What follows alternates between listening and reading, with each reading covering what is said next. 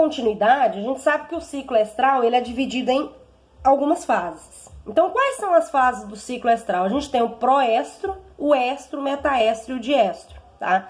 Então, o proestro é a fase inicial, onde a gente tem um aumento do estradiol. Qual que é a principal função do estradiol? Preparar, né, a fêmea para o desenvolvimento ovariano, iniciar o desenvolvimento dos folículos. E é nesse período onde a gente tem a vulva fica de maior tamanho, a cérvix vai se dilatando. Posteriormente, a gente tem o estro. O estro é a próxima fase que faz com que o quê? O animal ele já fique receptivo à monta, no caso a vaca, né?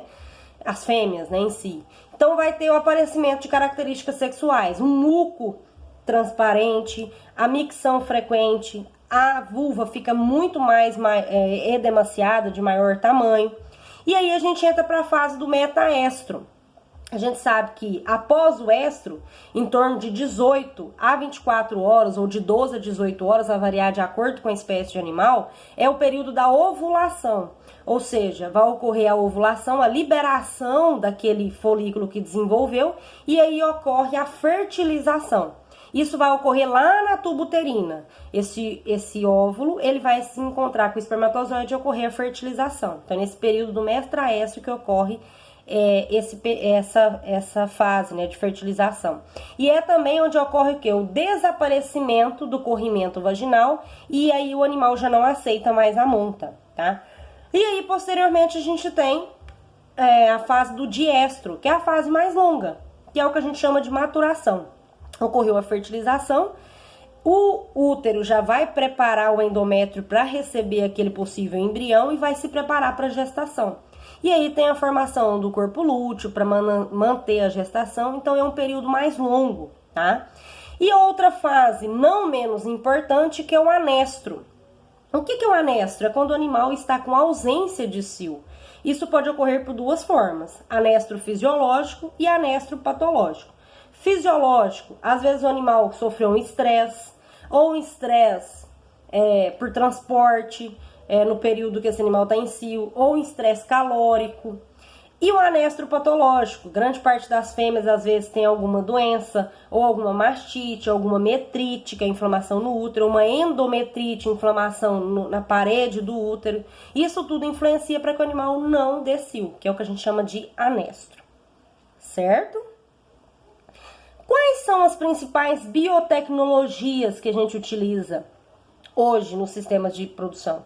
A gente tem a inseminação artificial, que é a mais utilizada, que foi surgida desde 1940, tá? Onde a gente pode utilizar o sêmen fresco, que é que você colhe na hora e insemina, o sêmen refrigerado ou o sêmen congelado.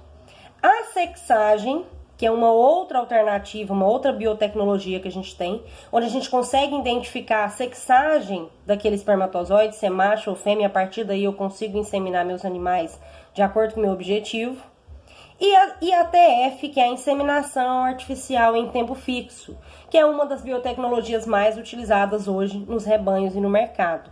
Porque eu consigo fazer um protocolo artificial por meio de hormônios, eu consigo fazer com que aquele X número de vacas dê cio no mesmo dia, e isso facilita meu manejo, facilita, consequentemente, a inseminação, porque eu insemino todos os animais num dia só. E consigo também, com isso, determinar a melhor data de nascimento dos animais, tá? Dos bezerros.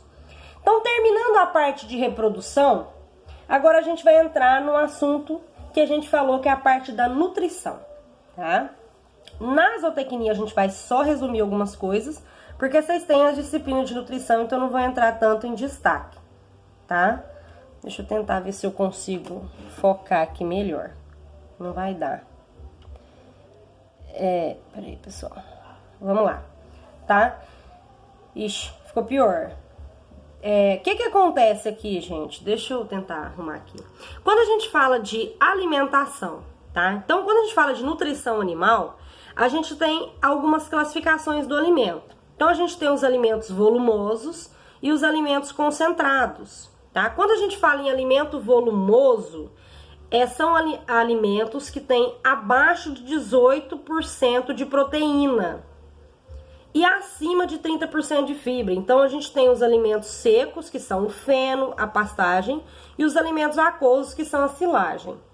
O concentrado são alimentos que têm acima de 18% de fibra e acima de 18% de proteína, tá?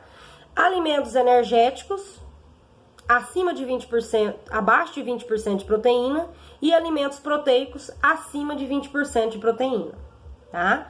E dentre outros alimentos que a gente tem utilizado na alimentação, os macro e micro minerais, que são essenciais, as vitaminas e os aditivos que são utilizados na dieta também hoje, que o principal intuito é o quê? Formular uma dieta adequada suprindo a exigência dos animais, tá?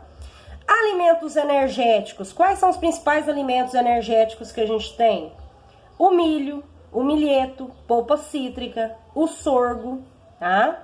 E os alimentos proteicos? A gente tem a soja, casca de soja, a ureia, o farelo de algodão, o caroço de algodão, o melaço e assim por diante, tá? Qual que é o principal intuito da nutrição? É suprir a exigência nutricional dos animais. Então, o que é exigência nutricional? É o fornecer quantidade de nutrientes adequados para esse animal, para que ele supra as suas condições vitais. Manutenção, ganho de peso, desenvolvimento, que é o crescimento, a lactação, que é a produção de leite, e a reprodução. Então, o principal intuito da nutrição é suprir a exigência nutricional de cada animal. E a gente sabe que cada fase diferente vai ter uma exigência nutricional diferente de cada animal, tá? Para finalizar a parte da nutrição, a gente tem alguns, trabalhos, que foram desenvolvidos, e a partir daí se desenvolveram protocolos e programas onde a gente consegue formular as rações nesse programa com os dados dos alimentos. Então, no Brasil, o que a gente mais utiliza é o NRC, que é o National Resource Coaching, tá? O NRC é o mais utilizado no Brasil, e também a gente tem o INRA, tá? Geralmente o AFRC, o CNCPS e o INRA foram desenvolvidos nos Estados Unidos, nessas regiões, nesses institutos afora, e o NRC é o que mais se baseia na nossa região, até porque ele foi estudos desenvolvidos com as condições adequadas do Brasil.